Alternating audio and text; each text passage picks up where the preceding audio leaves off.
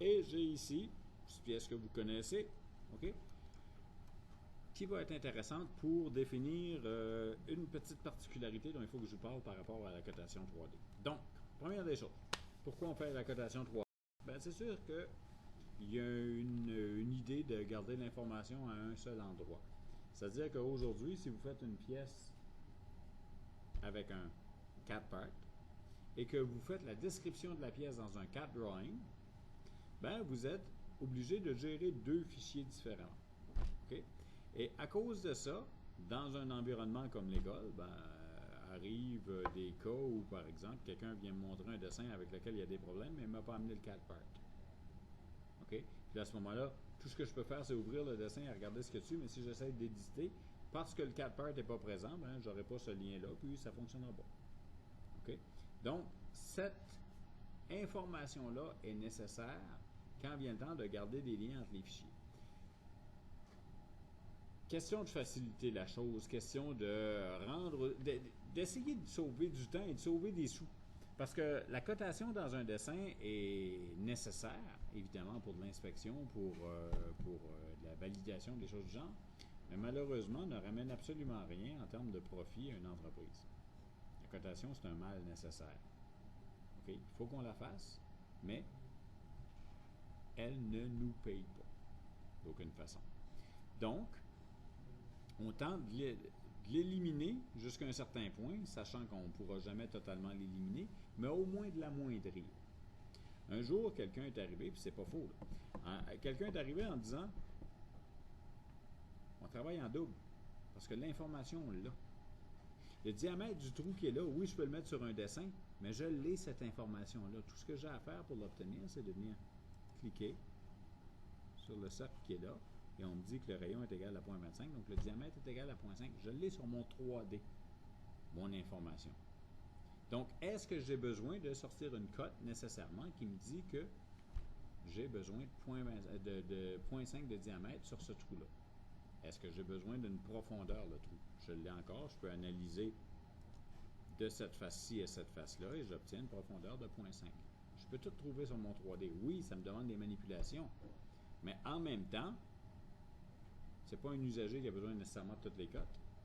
Puis, ce sera de rendre à l'usager ben, la responsabilité d'aller chercher qu'est-ce qu'il a besoin comme information si c'est nécessaire. Qu'est-ce que je ne peux pas mettre là-dessus, par contre? Ben, des tolérances. Mon bloc, on se rappelle, fait 1,5 pouce par 1,5 pouce par 2 pouces. Est-ce que vous avez déjà essayé de travailler avec votre cours de machine-outil et si on vous demande 1,5 pouce, d'obtenir exactement 1,5 pouce? Soit que vous scrapez à la pièce ou qu'il vous reste une coupe de millième que vous ne pouvez plus aller enlever à moins que vous vous mettiez à sabler. Okay? Parce que tomber pile dessus, ça coûte cher. Et c'est pour ça qu'on met des tolérances. Si on met déjà 1,5 pouce plus ou moins 2, ben, ça me donne 4 millièmes pour jouer avec. Okay? Puis là, si j'arrive à 501, je suis bon. Puis si j'arrive à 499, je suis bon aussi. Okay? Donc, ça me donne une marge de manœuvre. Ça, je ne peux pas mettre ça sur mon 3D directement. Ou je pourrais, mais c'est pas nécessairement fonctionnel. Ben, c'est pas que c'est pas fonctionnel, mais c'est que c'est pas nécessairement évident. J'ai une façon d'entrer sur mes dimensions des tolérances, mais c'est pas nécessairement exploité beaucoup. Autre chose, il y a des bonnes chances que je veuille ce trou-là perpendiculaire à cette face-là. Ça va être quoi la perpendicularité? Parce que je peux être perpendiculaire à 90,00000 degrés. Ça va me coûter aussi une fortune à faire. Alors que si j'ai un 90 degrés, plus ou moins un demi-degré, plus ou moins un quart de degré, mais ça me donne quand même une marge de manœuvre. Surtout que je travaille sur un plan composé. Okay?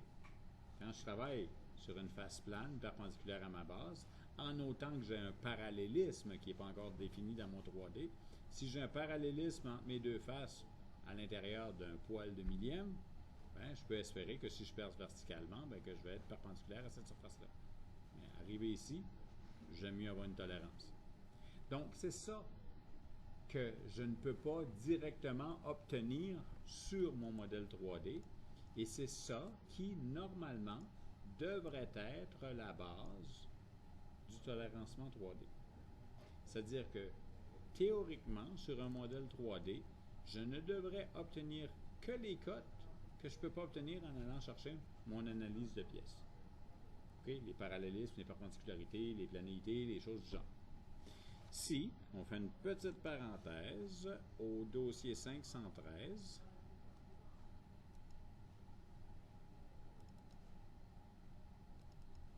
parce que c'est sûr que là, je vous amorce ça, mais j'en parlais dans le cours de MD2 aussi. Si on va parler de cotation 3D, non, pas cotation 3D, où est-ce que j'ai ça?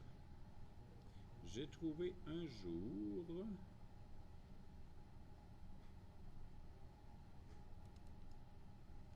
ce petit document-là, qui est peut-être plus le dernier, mais qui est possiblement encore pas trop loin d'être à jour,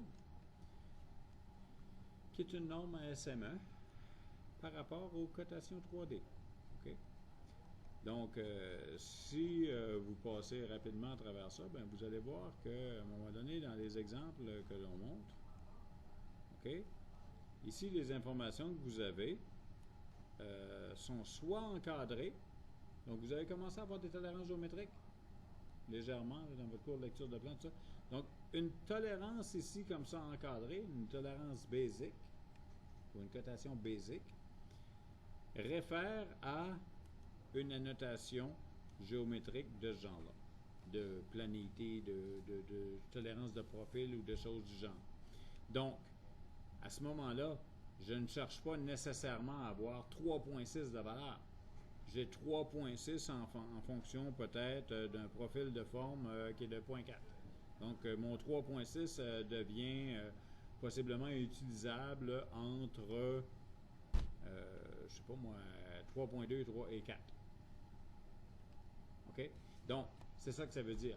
Mais tout ça pour montrer que la distance entre les deux trous, elle m'a été donnée comme 29. Non, elle ne m'a même pas été donnée comme 29.1.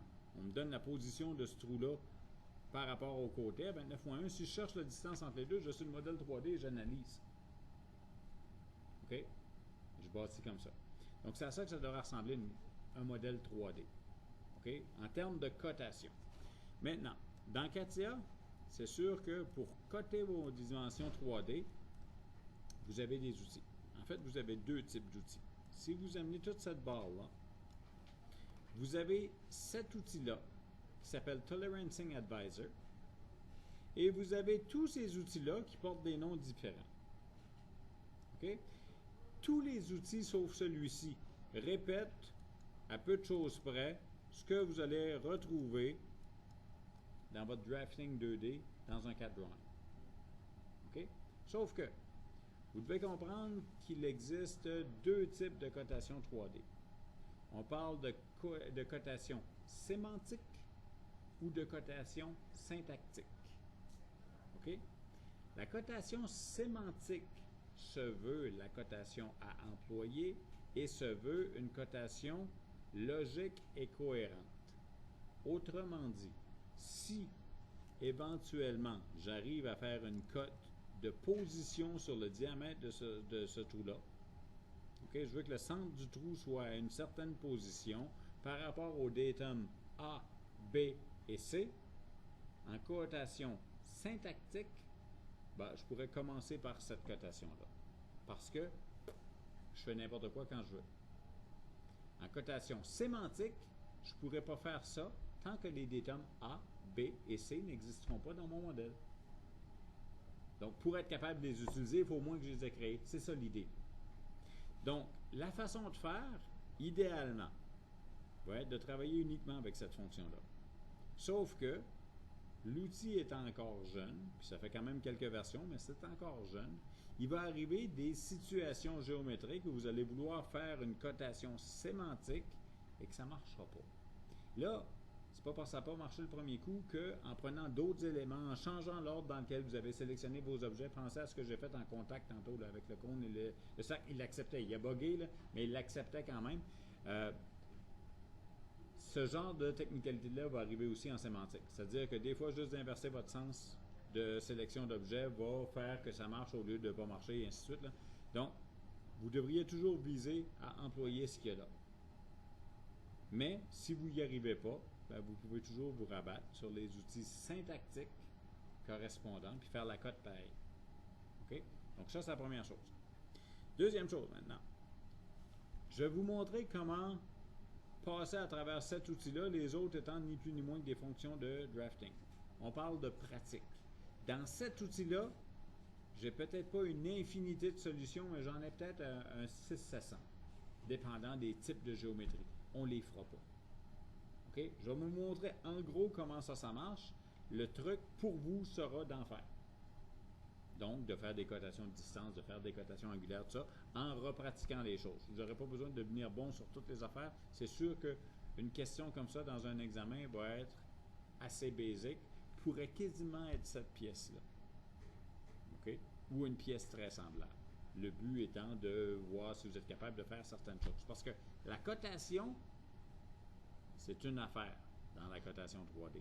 Mais la préparation de votre modèle est probablement, à mon avis, tout aussi importante, sinon plus. Parce que si vous préparez mal votre modèle, ben vous allez avoir un plat de spaghetti. On ne sera pas capable de trouver ce qu'on veut. Parce qu'on s'entend. Il faut coter notre modèle, puis là, dans un dessin, si j'ai des coupes, des sections, des vues auxiliaires, des vues de face, des vues déportées, des choses du genre, ben à un moment donné, j'étale toute mon information sur une grande feuille de papier, n'est-ce pas? Donc, avec un peu de chance, si c'est fait proprement, on se retrouve. Là, tout va être à la même place. Tout va être autour de ce modèle-là. Donc, c'est sûr que toutes mes cotes vont se retrouver ici comme ça ressemble là. On est capable de voir quelque chose, puis le modèle est simple. Mais si le modèle devient un peu complexe, là, c'est un plat de spaghetti qu'on a. Un paquet de lignes qui sortent de notre modèle, puis on ne voit plus rien. Donc, à cause de ça, j'ai un système de gestion de mes cotes, et c'est ça qu'on va voir ce matin. Et c'est surtout ça que je vais chercher à revoir à l'examen final, parce que sur la pièce de l'examen final, il y aura peut-être 5 ou 6 cotes à faire. J'en ai rien à foutre des cotes. Les cotes, vous allez avoir besoin de les réutiliser dans d'autres cours, éventuellement, tout ça. Moi, ce que je veux savoir, c'est que vous êtes capable de préparer votre modèle. Parce que si vous êtes capable de préparer votre modèle, après ça, ben, les cotes, c'est vous apprendre à les faire, en fonction des besoins que vous aurez. Mais la préparation du modèle, si vous ne la faites pas comme du monde, ben, vous allez faire de la merde. Et ça, tant que vous allez en faire, ben, le monde va bitcher vos modèles.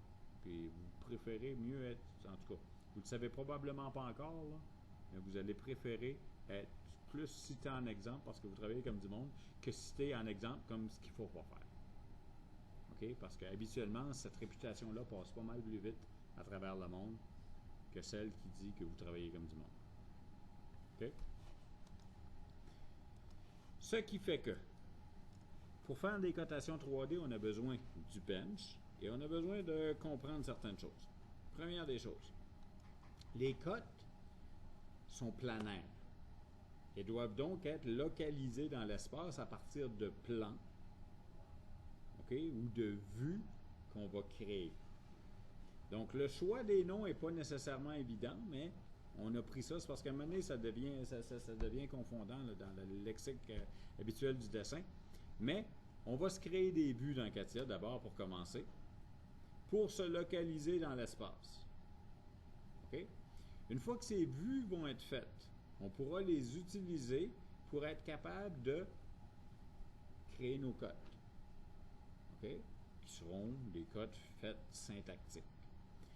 Ensuite de ça, pour être en mesure de filtrer toutes nos cotes dans l'espace et de présenter le modèle comme on veut le voir, on aura à créer des captures.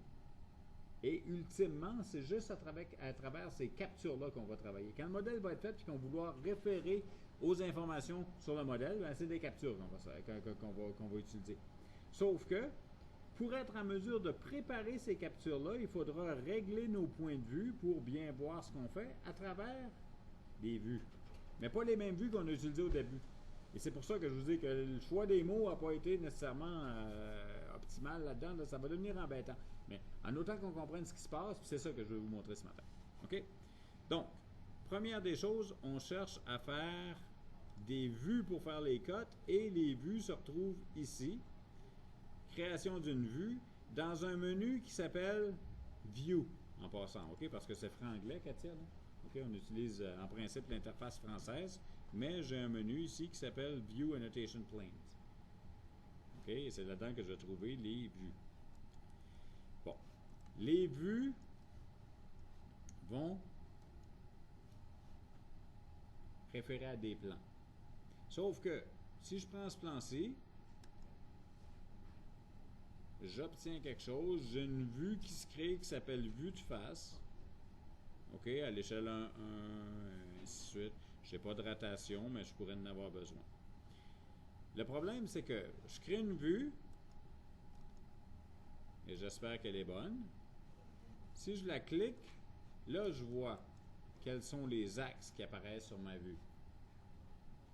OK? Ça, c'est le réglage qu'on a ici. Si ça vous aide, outils, options,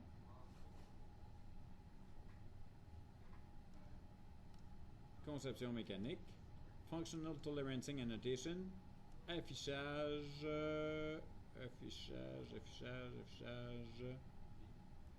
tolérancement, affichage. Où est-ce que j'ai vu ça tantôt?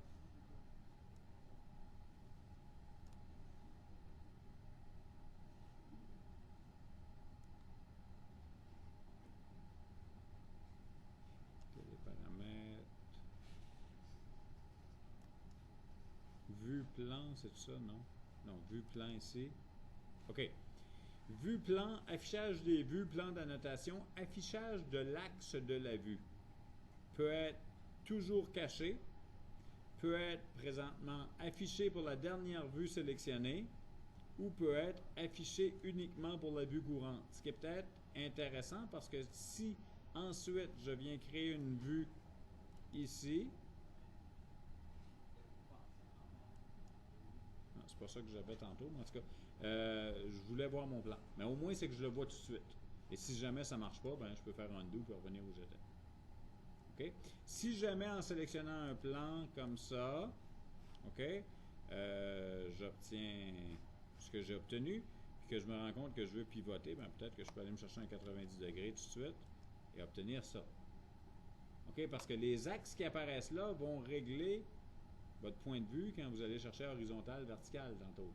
Donc, votre orientation des axes bleus sur votre vue peut être importante sur la façon dont vous allez afficher votre système d'axes. OK? Donc, je recule parce que tantôt, ça aurait pu être correct. Donc, j'ai une vue qui a été faite ici qui va être ma face, disons. J'ai ma vue ici qui va être mon dessus. Je veux présenter le plan dans lequel j'ai une vue auxiliaire ici. Petit défi. OK, il faut que je monte ça de côté. C'est sûr que je pourrais toujours essayer de coter puis de laisser Katia me déterminer ce que je veux.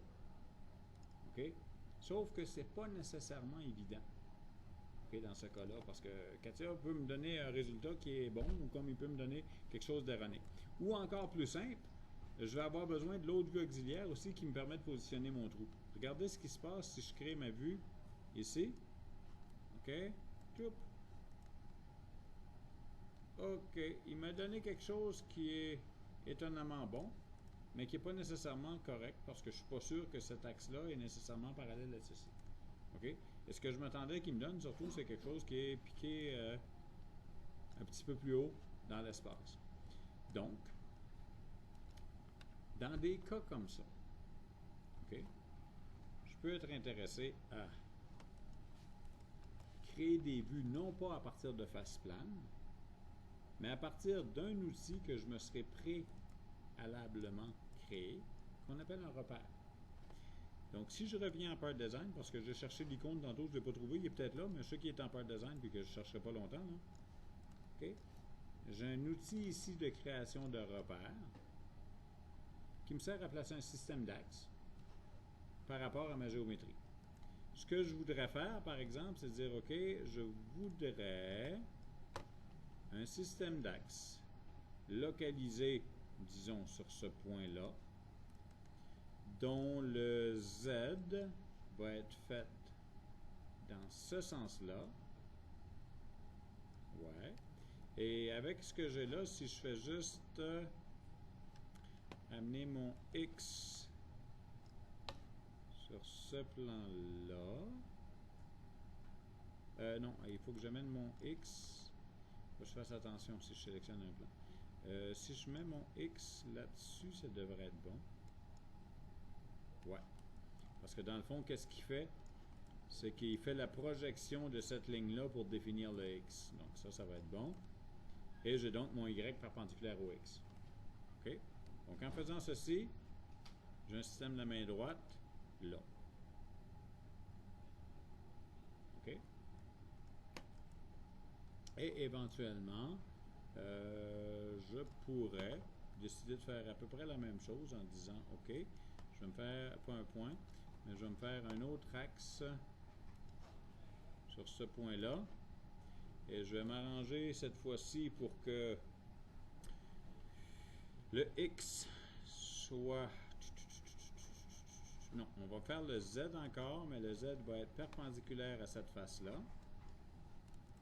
OK? Donc, quand on sélectionne une face, c'est la normale à la face qui est sélectionnée. Je vais inverser le Z, ce qui me donne ceci. Maintenant, j'aurais besoin de me faire un X qui va être projeté par rapport à ceci. Ça a-tu de l'allure, ça? Dans ce plan-là, c'est pas tout à fait ce que je veux, non.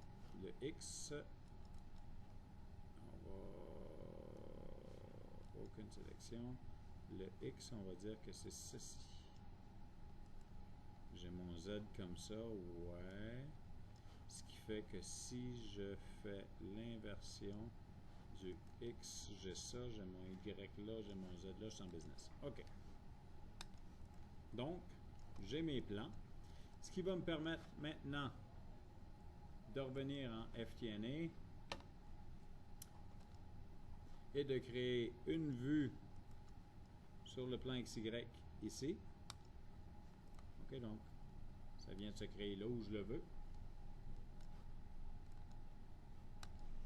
OK, et ça va suivre ça. Et je vais aller chercher maintenant une autre vue sur le plan XY ici, ce qui va me donner ceci. OK, donc là, je positionne exactement ce que je veux en fonction de ce que j'avais besoin. Les axes vont être localisés par rapport aux axes de mon repère. L'origine de ce système d'axes-là se veut l'origine de ma pièce projetée dans le plan. OK? Et l'icône, à ce moment-là, elle-même. Si je veux passer d'un plan à l'autre, je peux double-cliquer. OK? Là aussi, c'est la projection de l'origine. Là aussi, c'est la projection de l'origine. OK? Et j'ai mes vues qui apparaissent ici, donc je peux passer d'une vue à l'autre aussi en allant activer ma vue. OK? Donc le double-clic ou l'activation. Donc là, je viens de créer les vues qui vont porter mes cotes. Pour faire mes cotes, OK? Puis c'est là que je vous ai dit, là, on ne passera pas énormément de temps là-dessus parce qu'après ça, c'est pour vous de jouer avec.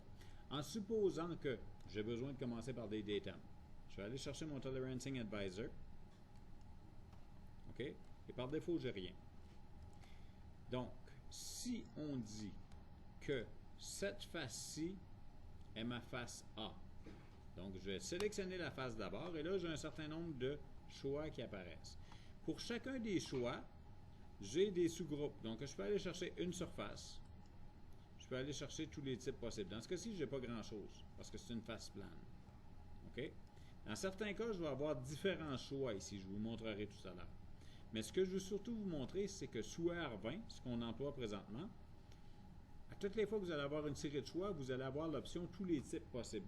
Ce qui est intéressant parce que là, tous les icônes utilisables apparaissent d'un bloc. Donc, vous avez au moins la possibilité de les voir plus vite. Sous R20, puis sous les autres versions aussi, c'est juste que sous les autres versions, c'est déjà cliqué. Vous avez une petite boîte ici. Donc, si vous cliquez ça, par défaut, vous allez toujours avoir tous les choix possibles. Donc, si vous sélectionnez une face et ensuite une autre face, oups, là, j'ai un paquet de monde comparativement à si j'avais pris une surface, si j'avais pris N surface, si j'avais pris rainure clavette et ainsi de suite. Donc, c'est ça l'idée d'avoir tous les choix. De cette façon-là, vous avez automatiquement affichage complet des options. OK? Et c'est là que si vous ne trouvez pas ce que vous cherchez, ben peut-être que vous êtes obligé de passer en syntactique. OK?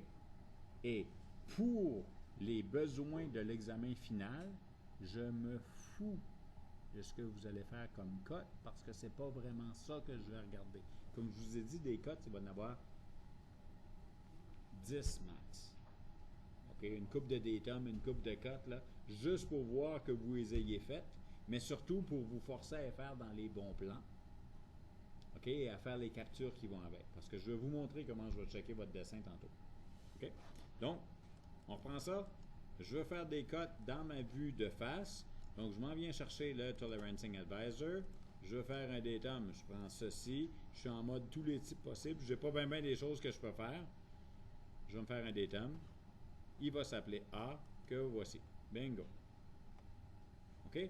Quand je vais regarder ma pièce comme ceci et que je vais voir le A, bien, il y a des bonnes chances que je veuille utiliser peut-être cette face-ci comme un datum aussi. Mais on s'entend. Les datums vont vous expliquer comment ça fonctionnait. OK? On veut l'isostatisme de la pièce. On veut la localiser pour être capable, après ça, d'être sûr quand on fait nos référencements. Donc, on va toujours tenter de localiser notre datum A sur la plus grande surface, la surface la plus stable de l'objet. Datum B sur un élément stable le plus grand possible. Donc, dans ce cas-ci, ma face la plus grande serait possiblement celle-ci. Ça, ce serait mon B. Donc, je serais à côté à la base, je m'accote sur un mur, puis il me reste à me tasser pour m'accoter ailleurs. Cette face-ci risquerait d'être C. Donc, si je suis dans cette face-là, ou dans cette vue-là, ce que je vais voir comme datum, c'est A et C. Donc, je vais venir sélectionner cette deuxième face-là comme datum, et je ne la mettrai pas B, je vais la mettre C. Ici. Et je vais fermer ça. Puisque je vais maintenant passer, bouton de droite, propriété, pas propriété, mais activer la vue. Et je vais venir chercher mon Tolerancing Advisor sur cette face-là que je vais mettre en datum. Pas D, mais B. Petite chose que je viens de remarquer qui n'est pas dramatique puis que je ne vous acharnerai pas avec, mais c'est qu'en entreprise, évidemment, tout va être pré-réglé pour que vous l'utilisiez correctement. Ici, si on va toujours dans les outils, options, Functional Tolerancing Annotation, annotation, valeur de tolérance. Bon. Valeur de tolérance, c'est une chose. Ici, on a juste des ISO. Ici, on a juste des ISO, donc c'est pas là. Attends un peu, il faut que je retrouve la place. Où est-ce que c'est? Si c'est pas là, ça pourrait possiblement être dans infrastructure 3D annotation ASME R20 3D. Ici, on ne le voit pas bien, là, mais on a ASME R20, ASME NA V5 R20, puis ici, c'est un 3D. Puis je me demande s'il n'y a pas quelque chose d'autre après, là. C'est pas grand-chose, mais là, c'est sûr que le logiciel n'aimera pas nécessairement ça, étant donné que je viens de faire un changement de standard en cours de route, là. Mais si je reprends ceci, ceci et cela... Non, attends un petit peu, j'ai peut-être un autre réglage à faire. Outils, options... Je reviens maintenant avec la cotation 3D.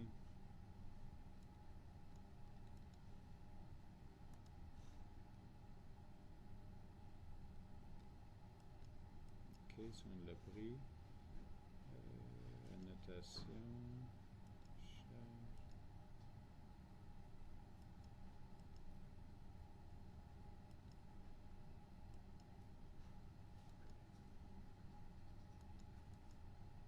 Je n'ai peut-être pas pris le bon. De toute façon, je m'arrangerai pour faire la pièce que je vous donnerai en examen sur les réglages de base. Mais c'est que ces cotes-là pourraient afficher en blanc, puis là, quand on va commencer à faire les cotations de distance tantôt, ça se peut que le standard ne soit pas ce que vous êtes habitué à voir normalement. Pour tout de suite, ça ne sera pas grave. C'est de la poutine qu'on vivra avec. Okay? Mais ça pour vous dire là, que le noir qui est là devrait normalement être blanc. C'est une question de standard. Okay? Donc, si vous avez le bouquin puis que vous ouvrez à ce chapitre-là, c'est en blanc parce que les standards ne sont pas les mêmes. Okay? OK, donc j'ai fait mes datums. Je reviens à cette vue-là. Double-clic, je peux l'activer comme ça aussi. Je veux... bon avant-midi. Il y a une raison particulière ou juste passer à droite?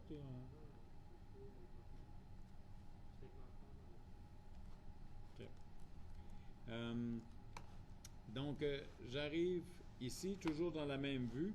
Je veux aller maintenant chercher une distance, une hauteur, par exemple. Donc là, ici, j'irai chercher ma première face. Parce que j'ai tous les types, je retombe avec les mêmes choix que tantôt, mais je ne veux pas avoir la face. Je veux deux faces pour coter une distance. Donc, je vais utiliser la touche contrôle, aller chercher ma face inférieure. Et là, je vais avoir d'autres choix. Et j'ai ici distance, qui va me donner ceci. Donc là, encore, il va falloir que je fouille les paramètres ici. Je n'ai pas vérifié ça. Je n'avais pas ces réglages-là quand je l'ai testé à la maison. Ça ne devrait pas être entre parenthèses, ça devrait être blanc et tout le kit. Là, on laisse ça pour tout de suite. OK, ça va être bon pareil. Pour la présentation, ça va être bon pareil. Donc, j'ai sélectionné cette face-là. Je pourrais vouloir sélectionner, disons, ceci, distance toujours. Je m'en viens chercher cela. C'est juste gossant, mais ça va être correct. Comme ça. Et j'ai placé dans cette face-là deux datums, deux dimensions. Je vais aller travailler ici. OK, donc je m'en viens, disons, créer entre cette face-ci, cette face-là, une distance que j'amène quelque part ici. OK. Je veux aller travailler dans cette vue-ci.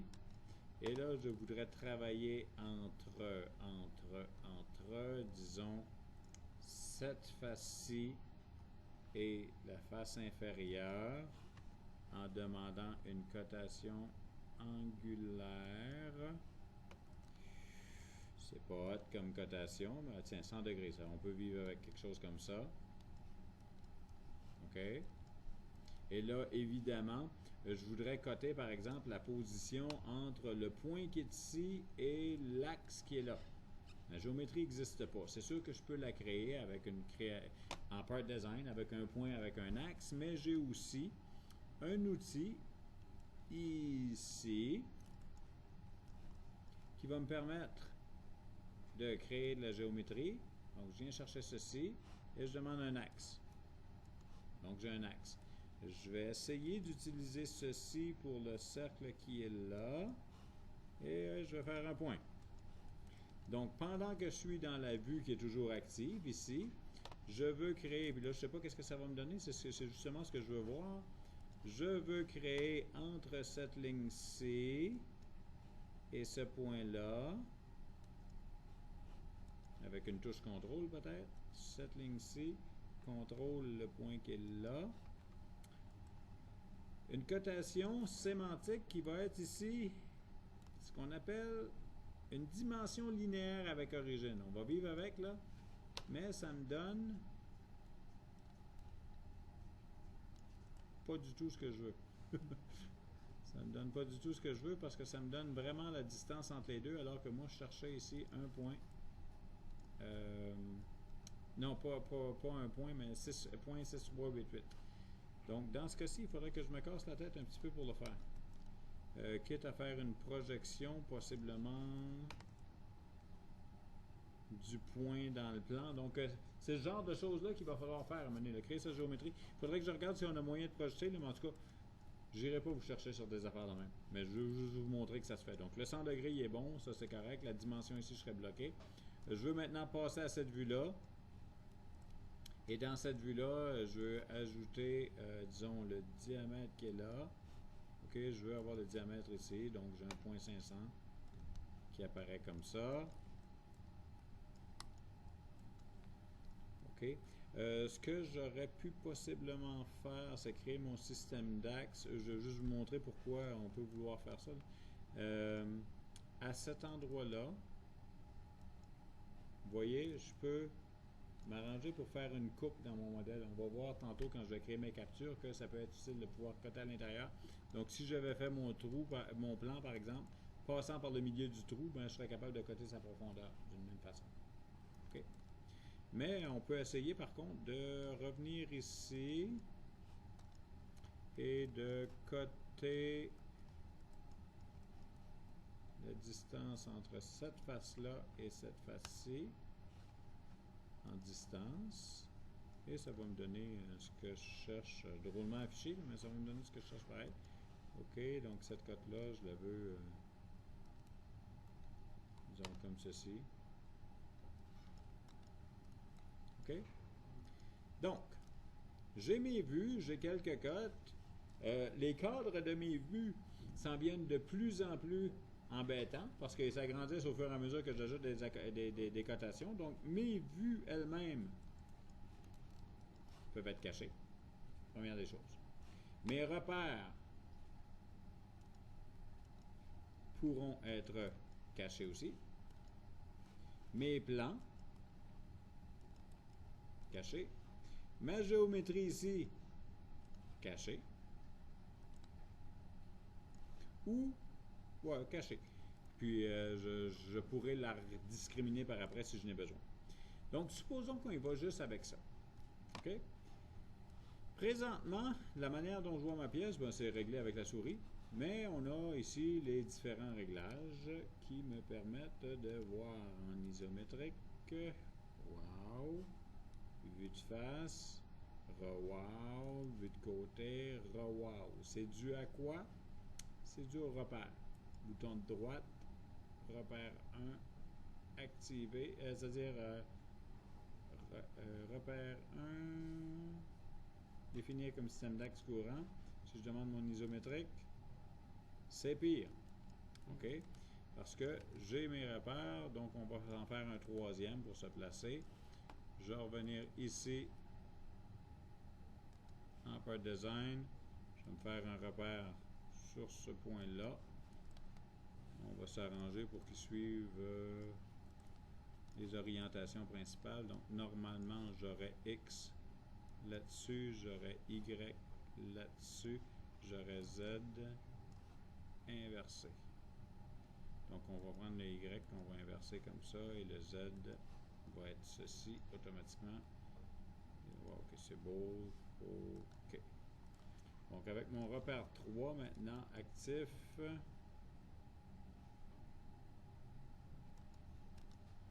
si je demande un isométrique, je devrais avoir ceci. C'est ce que je veux. Et je reviens en FTNA comme ça. Bon. C'est ce que je vois. OK. Et quand je demande une vue de face, j'obtiens ceci, ce qui n'est pas ce que j'avais dans le dessin que je vous ai présenté. Donc, la vue de dessus va me donner ceci, qui est flippé 90 degrés, tout ça. Donc, j'ai des vues rapides, mais je n'ai pas les vues que je veux. Donc, pour faire les vues que je veux, je vais avoir besoin de cet outil-là, qui s'appelle Gérer les vues. On s'entend. Ce que je vais créer maintenant, c'est des points de vue pour voir ma pièce. Ce point de vue-là va vous permettre de regarder la pièce dans une certaine position, mais ce point de vue-là aussi va gérer la grosseur de votre pièce. Donc, quand vous faites vos vues proprement, il faut penser à ça, parce que sans ça, vous faites des pan and zoom, puis vous allez avoir quelque chose qui va détonner quand vous allez vouloir utiliser. Bon, comment ça fonctionne cette histoire-là? Parce que les vues que je suis en train de créer ici ne sont plus les vues que j'avais là tantôt. Là. Les vues ici servent à faire les cotes, les vues ici servent à voir le modèle. Cet outil-là, gérer les vues, vous présente déjà les vues qui sont ici nommées d'une certaine façon. Si vous prenez une de ces vues-là et que vous allez chercher propriété, vous obtenez un petit tableau comme ceci. Si par contre, vous décidez de dire, OK, moi j'aime voir la pièce comme ça, et que vous allez gérer les vues et que vous dites ajouter, on vient de créer une vue qui s'appelle caméra 1, que j'applique, qui est valide, tout ça. Mais si maintenant je vais voir les propriétés de caméra 1, ben, j'ai des coordonnées spatiales pour mon origine et ma cible. Donc, vous avez besoin d'avoir une perception spatiale tridimensionnelle assez développée pour comprendre ce qui se passe. Vous ne le verrez pas. Okay? Et ça, c'est valide seulement sur vos caméras créées. Sur l'existant, j'ai un meilleur outil. Okay? Donc, ma façon de faire, quand je veux faire ça, on scrape la caméra 1, supprimer. Je vais prendre l'ISO, ça n'a pas vraiment d'importance, ça peut être n'importe laquelle de la gang, et je vais aller chercher ses propriétés. OK? L'ISO, présentement, me présente ceci. OK, là, j'ai les mêmes icônes là, que j'avais ici. Si je fais ceci et que je fais appliquer, on me présente la pièce selon ce que le logiciel considère comme isométrique. Et si j'allais chercher maintenant la vue de face, ce que j'obtiendrais, c'est ceci. Sauf que moi, ma vue de face, je voudrais plutôt que ce soit ceci. Donc, je peux, à partir de la petite voiture qui est ici, déterminer comment je vais voir mon modèle et l'appliquer sur le modèle que j'ai dans l'espace. OK? Donc, supposons, puis là, n'oubliez pas que vous avez des cotations à présenter. Supposons que je vais présenter mon bloc comme ceci. OK? Je suis parti d'ISO, j'ai changé ses propriétés, j'ai appliqué ça, OK? On est gelé là. Maintenant que je vois ce que je veux, je vais faire ajouter et je vais appeler ça face. OK? La vue existante s'appelle étoile face minuscule. Moi, je l'appelle face majuscule. Le but étant d'avoir quelque chose de différent. Vous l'appelez front, vous l'appelez 1. Vous lui donnez un nom différent, mais c'est bon d'avoir un nom que vous allez reconnaître. Donc, si je fais OK, je viens de créer ma première vue. Et si maintenant, dans le fond, j'aurais pu juste faire créer, puis ça aurait été bon. Si maintenant je veux voir la vue de dessus par rapport à ce que j'ai là, je peux demander une rotation de 90 degrés comme ceci. C'est ce que je vois sur ma voiture. Je l'applique. OK, vous avez un message d'avertissement, c'est correct. Et je viens maintenant ajouter une vue qui va s'appeler Top. Appliquer. OK, donc j'efface et je Top. Si je voulais avoir le côté gauche, je pourrais ramener ça ici, appliquer, et ramener ça ici, appliquer. Et je créerai à ce moment-là un CG. Oups. CG appliqué. Mais là, c'est pas ce que je veux. Je veux faire un petit peu de jogging et j'aurai besoin pour ça d'aller chercher mon repère 1, mon repère 2 et de dire je veux présenter exactement ma vue pour montrer le 100 degrés. Donc, j'ai besoin de me créer une vue de face par rapport à l'axe Z qui est là. Je suis déjà pas pire. Là, il faut niaiser un petit peu. C'est que je pourrais faire ça comme ça, sauf que ça serait peut-être pas mauvais que j'essaye d'aller chercher un horizontal. Là, je connais pas d'autre façon de faire la chose. Donc, mon horizontal étant comme ceci.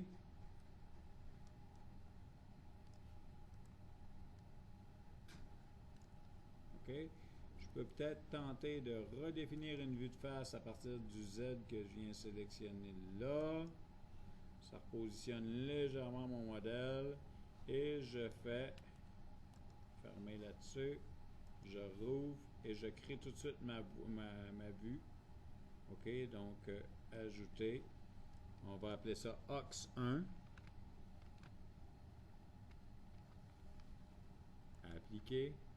Sachant que, il faut que je refasse la même chose. Rendu ici. OK, en allant chercher une vue de face sur l'axe Z qui est là. Je ne suis pas tout à fait droite. Je me ramène relativement.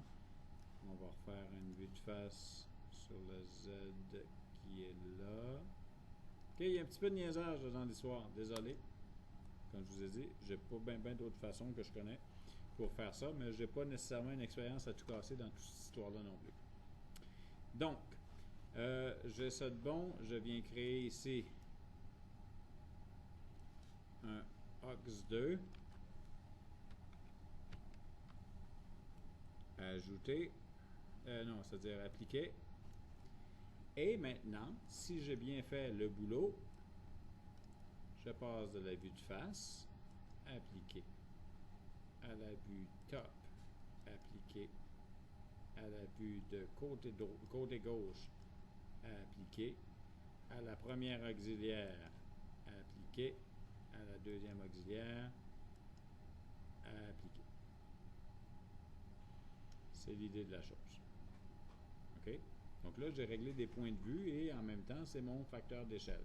Si je me rends compte que mon objet est trop gros, trop petit par rapport à ce que j'ai, tu sais, si j'avais fait par exemple ça en zoomant, OK, et que je veux le ramener à ça, tout ce que j'ai à faire, c'est de venir modifier.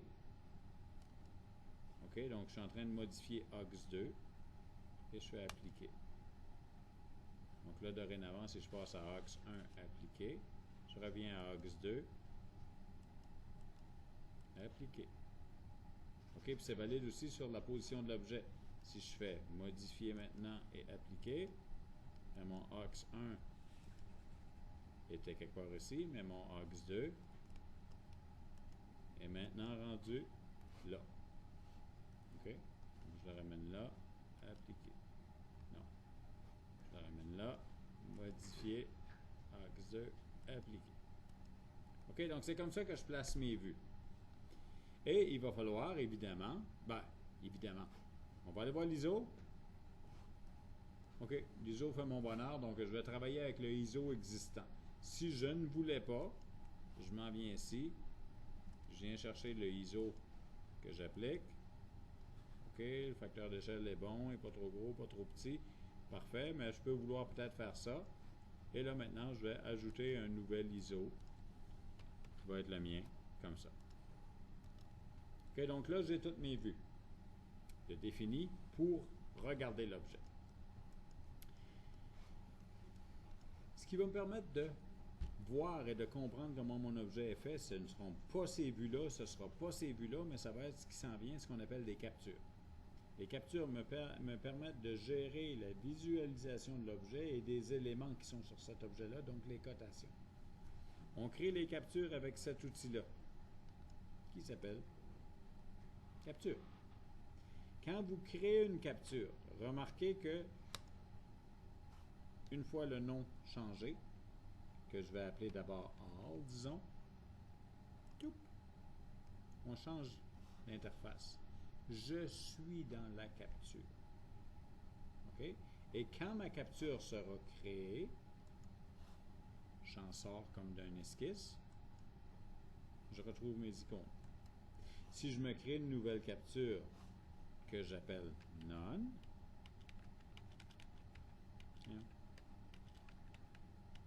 on va la voir. Regardez ce que j'écris là. None.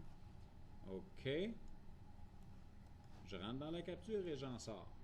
Éventuellement, vous allez avoir votre modèle, vous allez avoir vos captures et vous allez faire clic-clic. Et vous tombez dans All. Et vous refaites clic-clic, vous tombez dans None. Mais vous tombez dans la capture. Si pour raison quelconque, visualisation, quelque chose de genre, vous cachez, vous éditez une cote, vous faites quelque chose de genre, vous êtes en train de modifier votre capture. Et la prochaine fois que vous allez rentrer dedans, si vous avez sauvé votre modèle, ben, vous allez avoir une cote qui va être manquante parce que vous l'avez cachée par erreur. Donc, on ne passe pas d'une capture à l'autre en faisant un double-clic. C'est plate parce que d'habitude, c'est ce qu'on fait dans Catia. On double-clique sur quelque chose et on va dedans. Mais là, c'est qu'on l'édite avec un double-clic. Si on veut juste voir une capture, bouton de droite, afficher la capture. OK? Présentement, je vais afficher n'importe quoi, je ne vais rien de différent, je ne vais pas travailler sur mes captures. Je vais créer les captures et ensuite, je vais aller faire la discrimination de mes éléments. OK? Puis, avec ça, je vais rajouter après ça comment je peux activer mes captures pour créer mes cotes. Parce que quand va venir le temps de faire votre modèle globalement, tu sais, là, je suis en train d'essayer de vous présenter ça dans un ordre relativement séquentiel, sauf que comme dans tout le reste dans Catia, je peux travailler d'un bout comme de l'autre. OK? Là, j'ai fait mes cotes pour vous montrer comment je les créais. Mais j'aurais pu décider de faire mon modèle, créer mes vues, créer mes captures et commencer à créer mes cotes par après pour ne pas avoir besoin de les discriminer parce que je les fais tout de suite aux places où je n'ai besoin. OK? Ou encore, je peux faire ce que j'ai fait là, c'est-à-dire tout créer mes cotes et venir les filtrer par la suite. Ou je peux faire, probablement ce que la plupart du monde font, les deux. Je commence à faire des cotes, à un moment donné, je me rends compte que je ne vois plus rien, je les filtre, je continue à en faire, je fais attention, je m'oublie quelques-unes, je rajoute, à la fin, je règle mon modèle. Mais De dire qu'il y a un chemin privilégié, peut-être, j'en ai pas fait assez pour pouvoir vous le dire, mais je sais qu'on peut se réarranger. OK? C'est ça l'idée. Donc là, j'ai fait 2 captures, je n'ai besoin de plus que ça. Je veux au moins être capable de montrer ma face, mon dessus et mes 2 auxiliaires, en plus de 3 autres captures que je suis en train de créer. Une qui me montre toutes mes cotes, parce que c'est bon de savoir ce qu'on a dans notre modèle. Une qui me montre aucune de mes cotes, parce que je veux voir le modèle tout seul pour pouvoir le manipuler sans voir ces cotes-là. Puis une que j'ai commencé à faire récemment, mais je n'ai pas, mais qui me montre mes datums seulement. Je veux savoir quels sont les datums sur ma pièce. Donc, je commence toujours par ces 3 captures-là. All, none, datums. Puis après ça, les captures pour les vues que je voudrais présenter. Donc, je vais aller faire ça. OK? Donc, créer une capture. Donc, je vais créer ici datums. OK, je sors de là. Je crée une capture qui va s'appeler front. OK, je sors de là. Je m'en vais me faire une capture qui va s'appeler top. OK, je sors de là. Je vais me faire une capture qui va s'appeler aux1. Je sors de là. Capture qui va s'appeler aux2.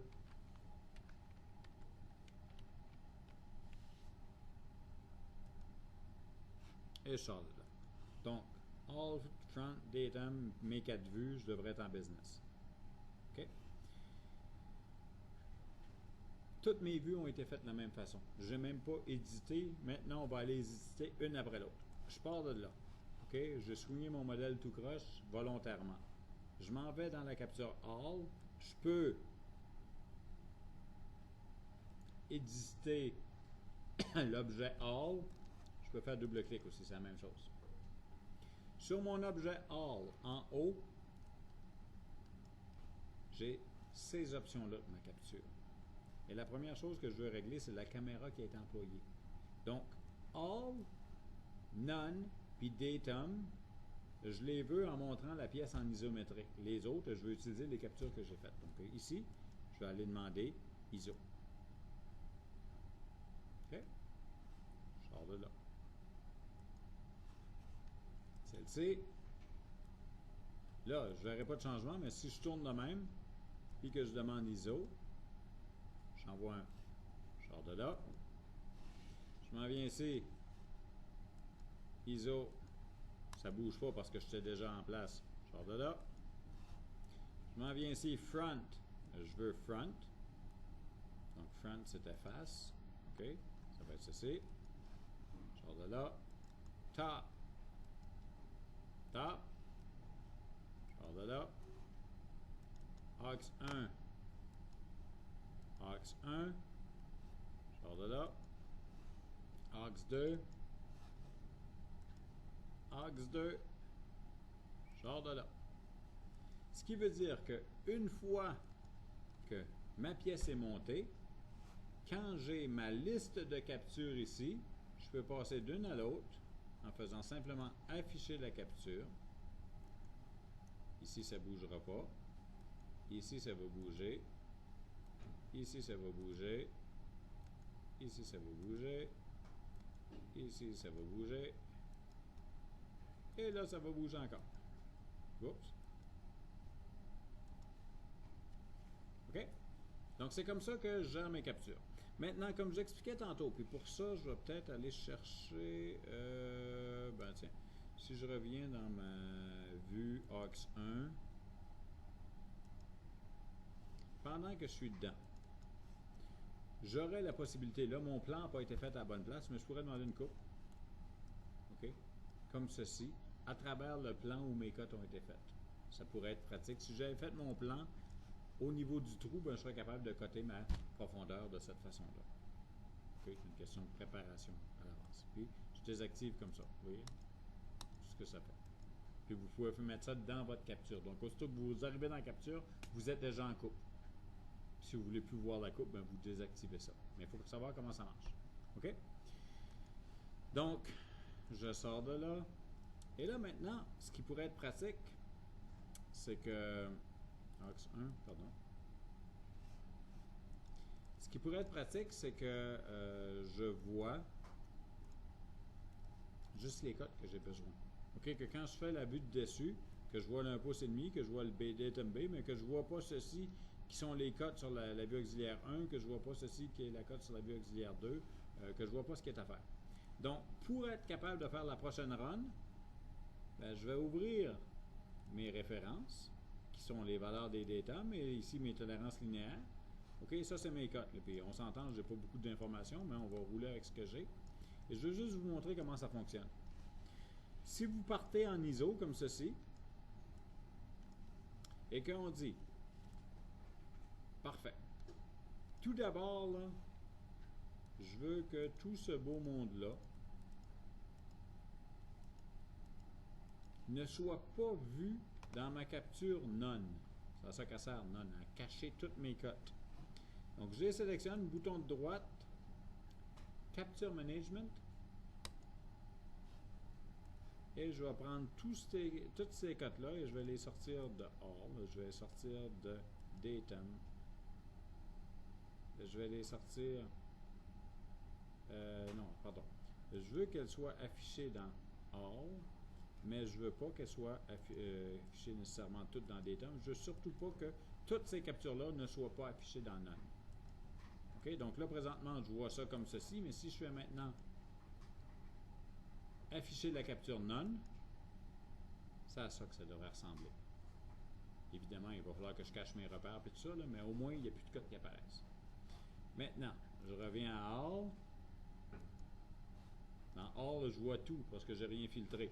Donc, All est correct. Je voudrais que mes 3 datums, bouton de droite, OK, Capture Management. Donc, mes 3 datums, c'est sûr que je veux qu'ils soient dans Datum, mais je ne veux pas les voir dans Aux. Je ne veux pas les voir dans Aux 2. Dans All, je vais voir. Dans Datum, je vais voir. Dans Front et dans Top, je vais voir, mais pas n'importe comment. Donc, je vais dire OK pour tout de suite. Et là, je vais reprendre A et C, que je vais venir gérer de manière à dire je veux les voir dans Front, mais je ne veux pas les voir dans Top. Et je vais prendre B, que je veux voir dans Top, mais que je ne veux pas voir dans Front. Donc, si je viens faire ma capture All, j'ai ça. Si je fais None, j'ai ça.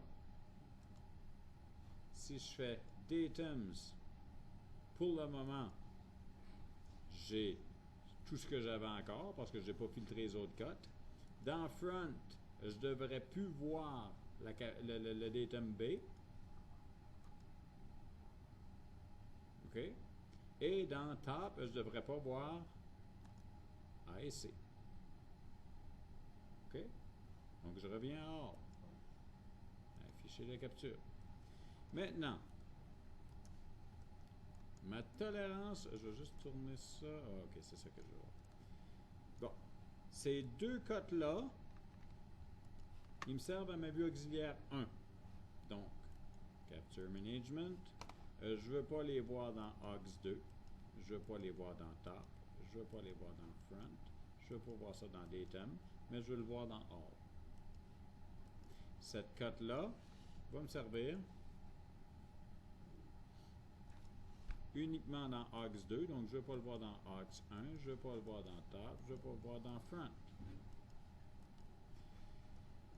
La cote ici, c'est-tu la seule, ça?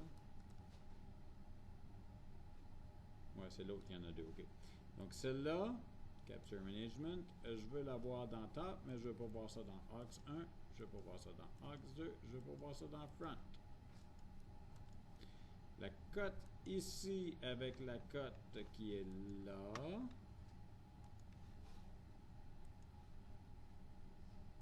je veux les voir dans Front, je ne veux pas les voir dans Top, je ne veux pas les voir dans Aux 1, je ne veux pas les voir dans Aux 2. Donc, All me présente ceci. OK?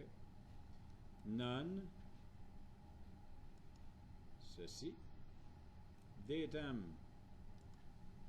Ah, j'en ai échappé.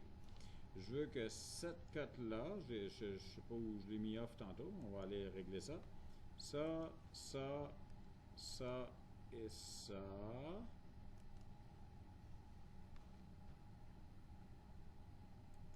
Capture Management. Je ne veux pas que ce soit dans Datum. Donc, quand je fais maintenant Datum, je ne vois que ça. Front me présente ça. Ah, là, il manque des cotes. OK. Où est-ce qu'elles sont?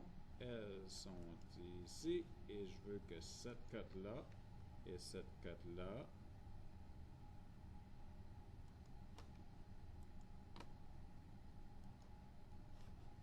apparaissent dans Front. Je les ai sortis trop vite tantôt. OK, on peut avoir à jouer comme ça dans un bout, là, mais maintenant, ça se met à marcher, cette affaire-là. Donc, je reviens à Datums,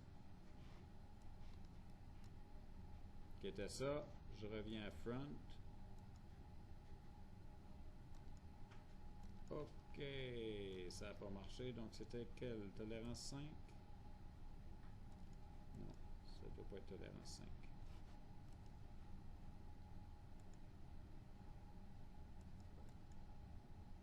Cacher affiché.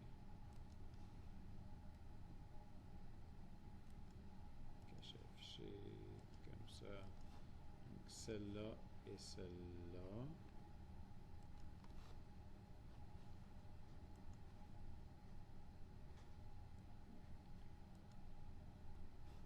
On va les mettre dans Front. OK, donc si je reviens ici et que je reviens là, et voilà. Donc c'est ça l'idée. C'est que je retrouve les différentes captures qui seraient ce que j'appellerais une vue sur un dessin 2D. Et en passant d'une à l'autre, là ici encore, il va probablement manquer des cotes. Donc, afficher la capture. Donc, il manque la dimension. Non, il manquait pas de oui, il manquait une dimension de 2 pouces là-dessus. Donc, il faudrait que j'aille la chercher et que j'aille régler mon affaire. Pas 2 pouces, 1 pouce et demi. Donc, cacher, afficher.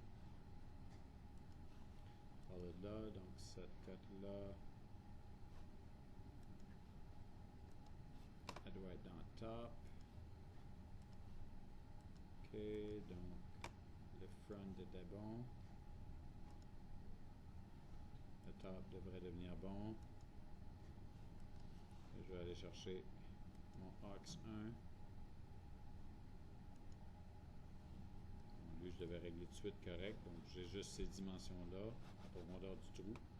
Si ma section avait été faite correctement, ben, je le verrais apparaître là-dessus. C'est pas le cas. Ici, je vais chercher mon AUX 2. Mon AUX 2, il manque du monde. J'aurais besoin de voir au moins ceci. Cacher, afficher. On sort de là. Donc, cette cote-là doit apparaître dans AUX 2. Donc, AUX 1 me présente ceci.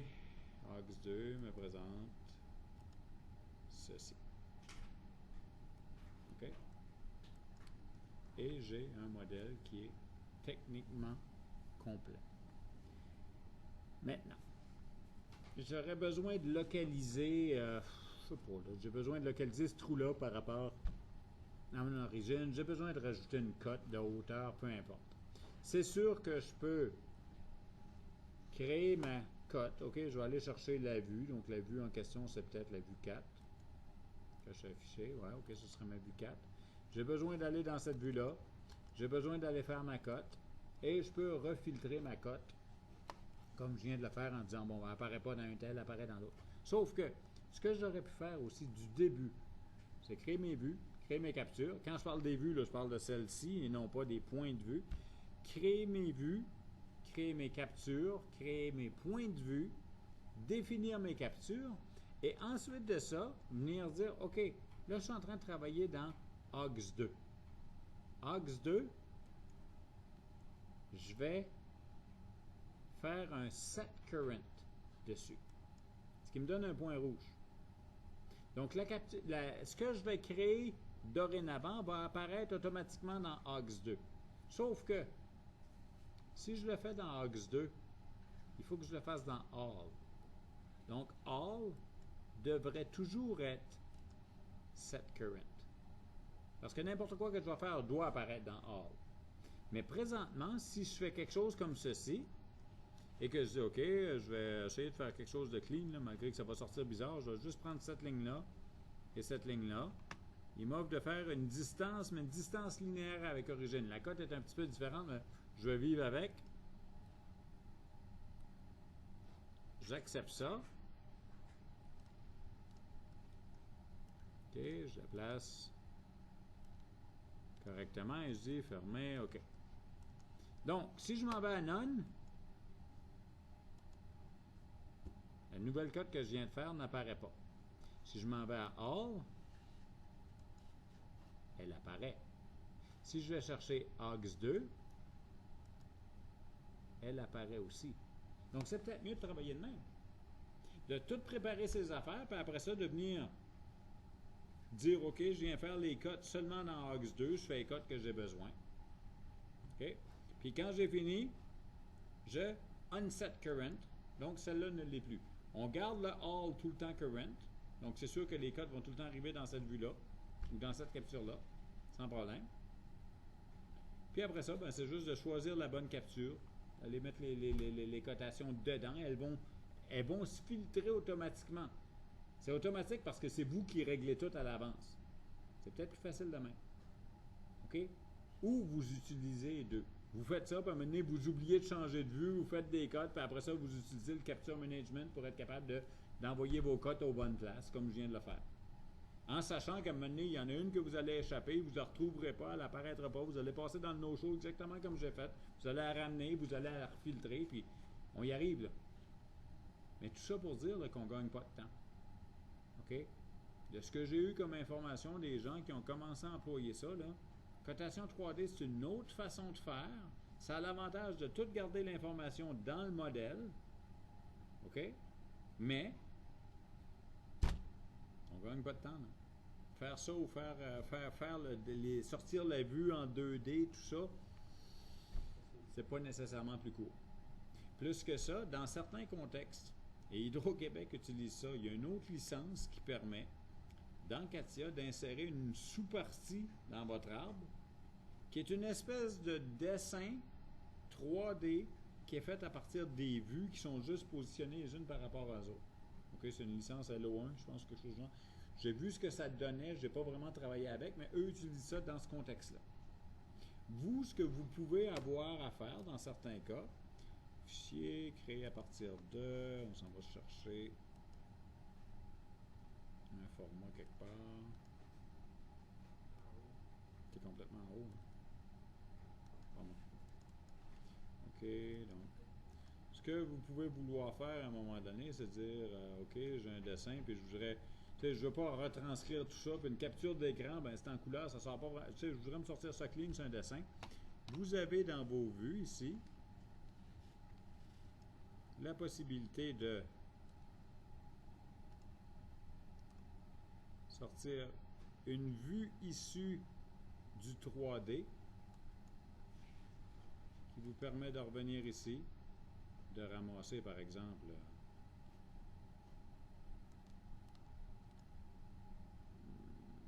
ce que vous aviez sur votre vue 4.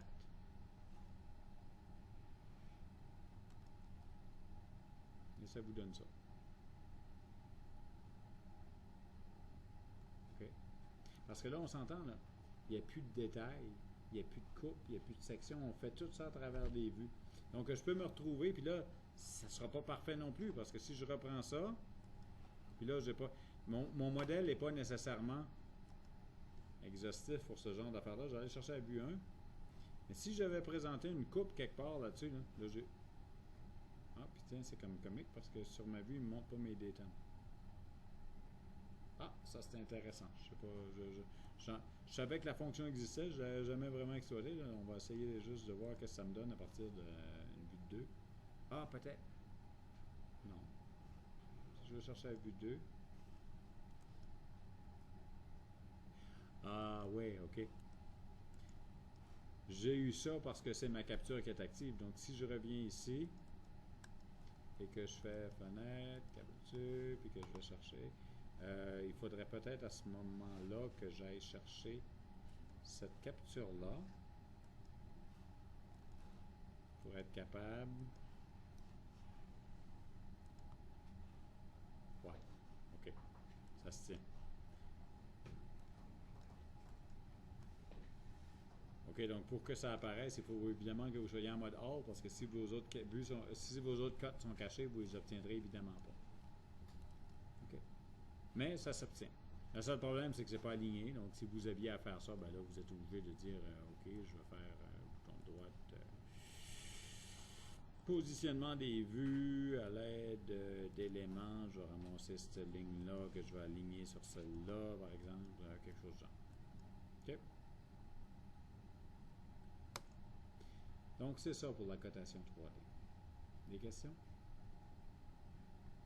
C'est pas compliqué. C'est un paquet de petites affaires. C'est un paquet de petites affaires à mettre ensemble pour que ça marche.